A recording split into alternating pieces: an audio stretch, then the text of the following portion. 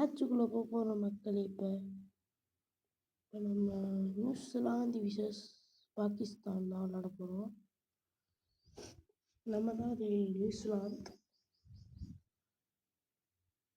மேட்சுக்குள்ளே போயாச்சு மக்களே. 3 ஓவரில் 27 ரன் அடிக்கணும் மக்களே. நியூசிலாந்து சூப்பராக நடந்து வராங்க. பால் ஒரு 4-6 போனால் நல்லாயிருக்கும். கேட்சில் விட்டுட்டாங்க மக்களே. சூப்பர் மக்களே, நம்மளுக்கு ஒரு நல்ல மக்களே.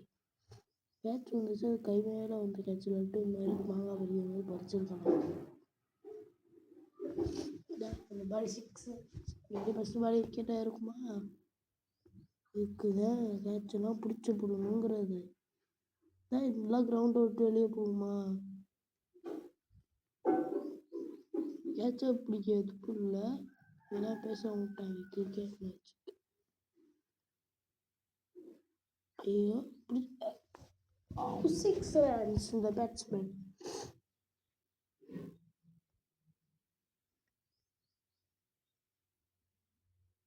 Four runs the batsman.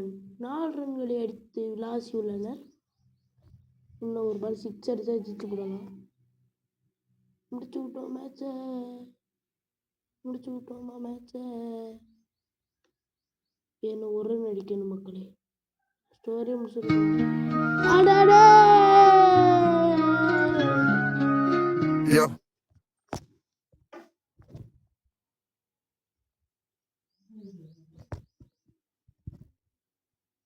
இந்த மேட்ச் ஒரு 6ஓட ரன்னை போட்டு முடிச்சு விட்ருவோம். அவ்வளோதான். வின்னிங் த மேட்ச் மக்களே. மேட்சை ஜெயிச்சிட்டோம் மக்களே.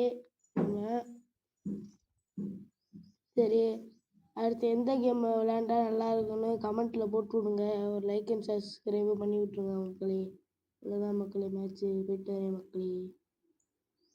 அவ்வளோதான் மேட்ச்.